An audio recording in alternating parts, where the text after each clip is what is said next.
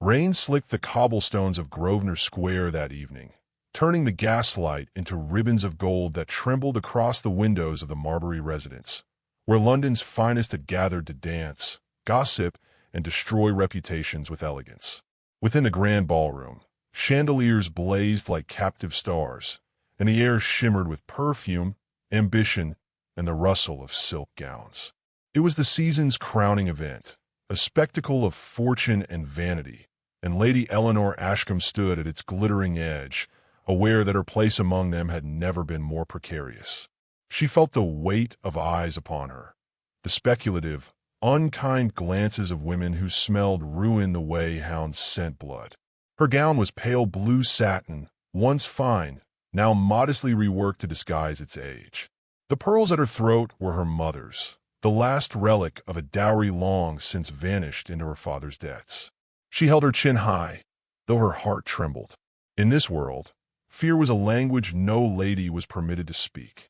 At the far end of the room, her father, Viscount Ashcombe, laughed too loudly near the punch table, his voice roughened by years of brandy and desperation.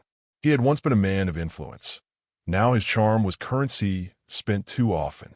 Eleanor could almost feel his anxious glances cutting through the crowd toward her, urging her to smile, to be dazzling, to forget for one evening that the creditors were circling their home in Kent. "Poor Lady Eleanor," whispered a woman nearby, her fan fluttering like a bird's wing. "Such a pity. Beauty alone cannot secure a future when fortune has fled." "Ah, but perhaps fortune will smile again," another replied. "I hear her father has arranged a most suitable match." The first woman's fan paused. "You mean Pembroke?" "The Duke." A delicate gasp. "The very one. Returned from the peninsula at last. Older, colder, and half a ghost, if rumor is to be believed." Eleanor turned away, her pulse a painful drumbeat in her ears. She had heard the name before. Alexander Harland, Duke of Pembroke, a man spoken of in tones both reverent and fearful. He had inherited not only one of England's oldest titles, but also a reputation carved from silence and loss. Whispers said he had been engaged once before the war, and that the woman had died before his return. Others claimed he had buried her himself, along with whatever heart he'd possessed. She did not want to marry such a man, yet she knew she would have no choice. The orchestra struck the first chords of a waltz. The crowd parted. A murmur spread, soft but electric, as the Duke of Pembroke entered the ballroom. He was not as she had imagined. He was younger, though the lines at his eyes suggested sleepless years. His hair was dark, his expression grave, and though his uniform was long replaced by evening attire, he carried himself as one accustomed to command. Conversation stilled around him, as if the air itself deferred to his presence. Her father intercepted him at once. There was an exchange, a bow, a smile too eager, and then the Viscount was beckoning her forward. "Eleanor, my dear," he said, his hand trembling as it guided hers. "His Grace, the Duke of Pembroke." She curtsied deeply. "Your Grace." He inclined his head, his gaze unreadable. "Lady Eleanor." There was a pause, long enough to feel like judgment. His voice, when it came, was quiet and precise, every syllable clipped as though emotion were a luxury he no longer afforded himself. Duty often arrives dressed as mercy. "Do you agree?" She looked up, startled. "I cannot say, Your Grace. I have not yet been offered either." A flicker, something sharp and almost human, passed across his eyes before he stepped back, murmuring, "Then perhaps you soon shall." Their fathers conferred near the orchestra, parchment and pens gleaming faintly upon a side table. Eleanor understood then. This was not a courtship. It was a transaction, and she was the price. The rest of the evening unfurled like a dream half remembered. The Duke spoke little. When he did, his words were courteous but detached, as if he conversed through a wall only he could see. The other guests watched them with predatory delight. Somewhere, a rumor began to ripple through the room, that the match was already settled, that the papers were to be signed within the week. Her father's laughter grew louder, reckless. He had won what he needed, security, not for her happiness, but for his survival. She watched him across the ballroom and felt a sorrow so sharp it seemed to cut her breath in two. As the evening waned, Eleanor stepped out onto the terrace for air. London's fog rolled in soft gray waves across the lamplight. Behind her, the music continued, a fragile echo of grace in a world built on bargaining. She closed her eyes, trying to summon the comfort of her mother's voice, long gone now. Instead, she heard her father's, echoing from memory, "A lady endures." Always. When she turned back toward the ballroom, the Duke was there. He had followed her silently, his presence filling the narrow doorway. "You dislike the noise," he said. It was not a question. "It reminds me how small I have become," she answered before she could stop herself. He studied her, the faintest frown creasing his brow. "Small, Lady Eleanor, is a word invented by those who mistake quiet for weakness." For a moment, their gazes held, hers uncertain, his impenetrable. Then, as if remembering himself, he inclined his head. "Forgive me, I intrude." He turned to go, but paused when she spoke again, softly. "Do you believe in forgiveness, Your Grace?" His hand tightened on the doorframe. "I believe in necessity." Then he was gone, leaving her alone with the cold mist and the muted hum of violins. Moments later, the doors of the ballroom opened wide. The viscount's voice rose above the murmur of conversation. "Ladies and gentlemen," he announced, his face flushed with triumph, "it gives me great pleasure to declare the engagement of my daughter, Lady Eleanor Ashcombe, to His Grace, the Duke of Pembroke." The crowd gasped, then applauded. The music faltered, then surged again. Eleanor stood frozen on the terrace, the sound of their approval ringing hollow in her ears. Inside, the Duke inclined his head to the assembly. No joy, no protest, only that same unyielding composure. In that moment, beneath the glitter of chandeliers and the murmur of polite congratulations, Lady Eleanor understood the truth of her new life, that her freedom had ended not with a scream, but with a curtsy. And yet, as thunder rolled faintly over the city, something unspoken stirred in the silence between them. An omen, perhaps, that this marriage of duty would not remain unchallenged for long. The first morning at Pembroke Hall dawned in a hush so profound it felt almost reverent, as though the great estate itself were holding its breath. Mist lay heavy upon the moors, coiling through the ancient oaks like pale ribbons of silk. Within the vast stone house, where portraits of unflinching ancestors lined the corridors, Lady Eleanor Ashcombe, now the Duchess of Pembroke, awoke to the sound of silence. It was not peace she felt, but exile. Her husband had risen before dawn. His valet informed her with a bow. The Duke preferred solitude, he said, and breakfasted alone in his study. The words were delivered politely, yet with the faint suggestion that such arrangements were not to be questioned. Eleanor dismissed the servant and sat for a long moment before the window, her reflection wavering in the glass. The sky beyond was gray and endless, the land vast and foreign. She wondered whether her mother, had she lived, would have recognized the figure she had become, composed, polite, and thoroughly unhappy. When she joined her husband that evening for dinner, the great dining hall seemed built to mock intimacy. The table could have seated 30. They occupied only its distant ends. The candlelight flickered against the gilt frames, and the silence stretched until it became unbearable. "You have found your rooms satisfactory?" he asked at last, his tone one of courteous detachment. "They are quite spacious," she replied. A pause, then the faintest curve of his mouth. A gentle way to say empty. Eleanor's fork paused above her plate. "If they are empty, Your Grace, it is because you have filled them with ghosts." His eyes lifted to hers, gray, unyielding, but touched with something almost human. "Ghosts," he murmured. "Yes, I suppose we are well matched, then." After that, he said nothing more. Days passed in elegant monotony. The Duke vanished each morning into his study or the stables, while Eleanor wandered through Pembroke Hall's endless rooms, each one immaculate, lifeless, and cold. Servants drifted through like shades, deferential but distant. Only Mrs. Penfield, The housekeeper dared address her with warmth. It was she who told Eleanor of the locked music room, of the portrait within, the late fiancée, Miss Catherine Wren, whose death had shrouded the household in grief. It was never spoken of again. "Your Grace," the woman said softly. His lordship ordered the room closed. "No one has entered in 3 years." That night, unable to resist, Eleanor took a candle and crossed the corridor. The door opened easily.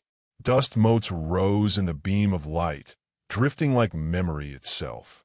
The portrait hung above the piano, a woman of soft beauty, her eyes bright with promise. Beneath the painting, a silver locket rested upon the instrument's lid. Eleanor touched it gently, as though it might vanish at her breath. In the following days, the locket haunted her thoughts. When she found it among her wedding gifts, she believed it a gesture from the Duke, an offering of reconciliation. She wore it to dinner one evening, the small token resting against her throat like a secret. The reaction was immediate. His gaze fell upon the locket the moment she entered. For a heartbeat, he said nothing. Then his chair scraped sharply against the floor. "Madam," he said, his voice low but cutting, "where did you find that?" She faltered. "It was among the gifts left in my chamber." "I assumed." "You assumed incorrectly." He rose, his expression unreadable but his hand trembling as he reached for it. "That belonged to a woman who knew the value of silence." Eleanor's cheeks burned. Slowly, she unclasped the chain and placed it in his palm. "And I," she said, her voice trembling, "shall learn it, it seems." He hesitated, his eyes flickering briefly with something that might have been remorse. But he turned away before she could be certain. Word of the incident spread swiftly among the servants, as such things do in great houses. Soon, whispers began to circle London's drawing rooms, that the Duke of Pembroke's marriage was a failure, that the new Duchess could not hold his affection, that perhaps an annulment loomed. The news reached Eleanor by way of a letter from an old friend, one that spoke of pity disguised as concern. She tore the letter to shreds. That evening, rain lashed the windows, and thunder rolled over the moors like distant cannon fire. The Duke returned late, his coat soaked, his expression dark. She found him in the library, kneeling beside his wounded hunting hound, blood marring the carpet. Without hesitation, Eleanor knelt beside him. "Fetch clean cloth," she commanded the butler, her voice steady. When he hesitated, she added, "Now." Together they bound the wound, their hands brushing once, briefly. He said nothing, but when she looked up, his gaze lingered. "You are kinder than you wish to appear," he murmured. "And you," she replied quietly, "are crueler than you mean to be." A log shifted in the hearth, sending sparks into the air. The silence that followed felt heavy with unspoken truths. At last, he rose, drawing in a slow breath. "You wish to leave Pembroke Hall," he said, not as a question, but a statement. She met his eyes. "I do." He regarded her for a long moment before answering. "You may, when you have the courage to admit what it is you fear." Then he was gone, the echo of his footsteps fading down the hall, leaving her alone with the storm. Eleanor sat before the dying fire long after midnight, the dog asleep beside her. His words clung to her like smoke. What did she fear? Poverty? Loneliness? Or something far more dangerous? The possibility that beneath his coldness lay a man capable of feeling, and that she might one day wish to uncover him? Outside, the storm broke into gentle rain. The house seemed to exhale, its restless silence easing for the first time since her arrival. And yet, somewhere within those endless corridors, the Duke's voice seemed to linger in the shadows, echoing softly, like a promise or a warning. The weeks that followed unfolded like a tapestry woven of silence and pretense. At Pembroke Hall, the rhythm of days resumed, dinners shared without warmth, conversations pruned to the barest civility, and glances that lingered just long enough to bruise. Eleanor learned the art of composure, of concealing unease behind a smile and defiance behind lowered lashes. Yet beneath her calm exterior, something restless stirred, a quiet rebellion against the life she had been traded into. When a letter arrived bearing the embossed seal of Almac's Assembly Rooms, she stared at it for a long time before opening it. The Duke had been invited to the season's grandest ball, and her presence was expected. The thought filled her with unease. London's gaze was merciless, and scandal shadowed her every step. Still, pride forbade refusal. If the world must watch her fail, she would fail magnificently. On the morning of their departure, she found the Duke in the stables, tightening the reins of his horse with deliberate precision. His sleeves were rolled, the pale scars on his forearms catching the light. "You dislike society," she said, breaking the quiet. "I endure it," he replied without looking up, as one endures a storm by waiting for it to pass. "Then why attend at all?" He paused, meeting her gaze at last. "Because storms have witnesses, and some must see that Pembroke still stands." The journey to London was long and silent, broken only by the clatter of wheels and the occasional flash of rain against the carriage window. The city loomed gray and immense, its spires and chimneys rising like the bones of some ancient creature. Within hours of their arrival, the servants of their rented townhouse set about preparing for the evening's spectacle. Eleanor dressed in ivory silk, her hair coiled with pearls, the very image of grace. Yet when she looked at her reflection, she saw not a duchess, but a prisoner adorned for display. The Almac's ballroom glowed with the brilliance of crystal and candlelight. Every corner shimmered with expectation. Every whisper carried the weight of judgment. As she entered on the Duke's arm, conversation dimmed to a ripple of murmurs. The air was thick with curiosity. The fallen heiress and her haunted husband, paraded before society like a fable about misfortune. "Do not flinch," the Duke said under his breath. "They feed on it." "I am not afraid," she answered, though her pulse betrayed her. He glanced down at her, his expression unreadable. "Then you're braver than most." They danced once, out of obligation. His hand at her waist was steady, impersonal, and yet the nearness of him was unsettling. She felt the rhythm of his breath, the faint tremor of restraint beneath his control. When the music ended, he released her as though burned. It was later, in an antechamber lit by a single candelabrum, that the fragile order between them began to fracture. They had withdrawn from the crowd after a tense exchange. One of the Duke's former comrades had spoken of the war, of the woman he left behind, and the careless mention had drawn Eleanor's pitying glance. He had seen it and recoiled as if struck. Now, away from the revelry, the silence between them was taut as wire. "Do not look at me that way," he said, his voice low, "as though I am to be pitied." "Then tell me how I should look at you," she countered. He turned sharply, eyes glinting in the candlelight. "As a man who has nothing left to offer you." Her breath caught. "You speak as if affection were a coin spent only once." "And if it was?" She stepped closer, anger and confusion twining within her. "Then you mistake duty for burial. You are alive, your grace, whether you wish to be or not." The faintest muscle flickered in his jaw. "Alive," he repeated. "Do you know what that word cost me? I have buried comrades with hands I cannot forget. I have seen mercy traded for survival. Do not speak to me of life, Lady Eleanor, when you have yet to taste its bitterness." The word struck her like a slap. Painful, yes, but clarifying. "And what bitterness do you think I have not tasted?" she whispered. "I was bartered like land, smiled upon by men who called me fortunate, married to a man who cannot bear to look at me for fear of seeing his own reflection." Silence fell. The orchestra's distant waltz drifted faintly through the door. Then, so quickly she hardly registered it, he reached for her wrist. The movement was instinctive, unplanned. His hand trembled against her skin, the air between them charged with something fierce and undefinable. "Do not tempt me," he said, though his voice lacked conviction.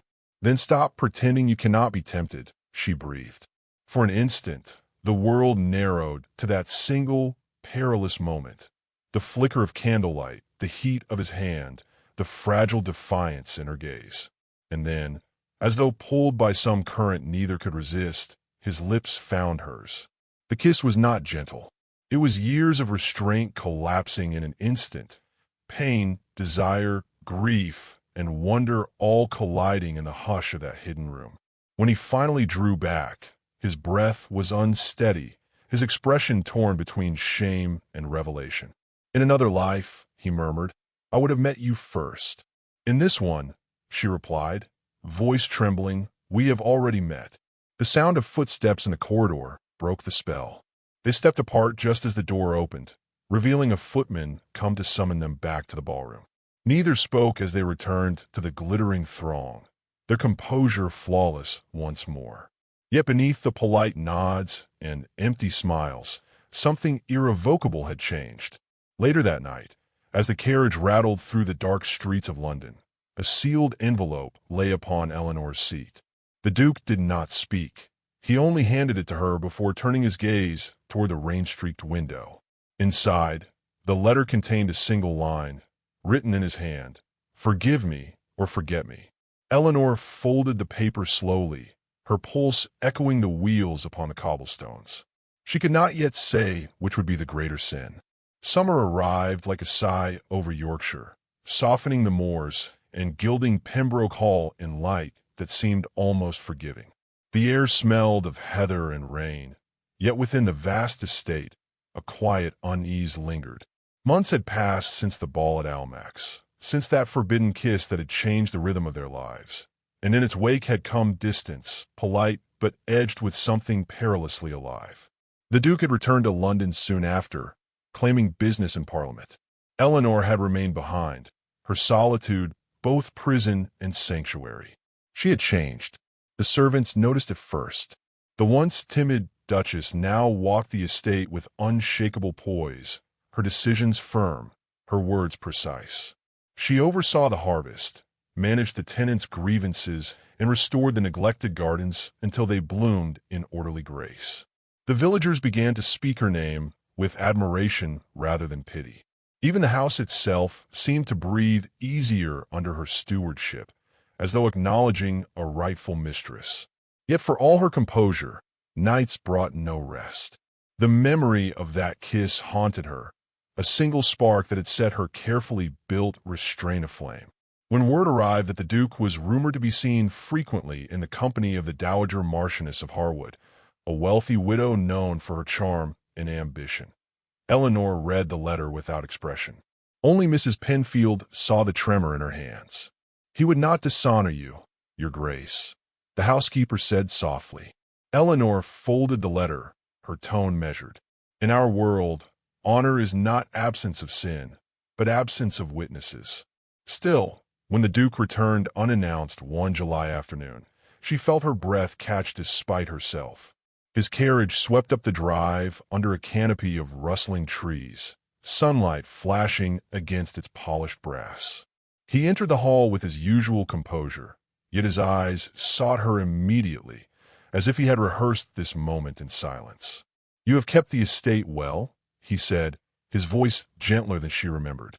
"It required attention," she replied. "I found little else that did."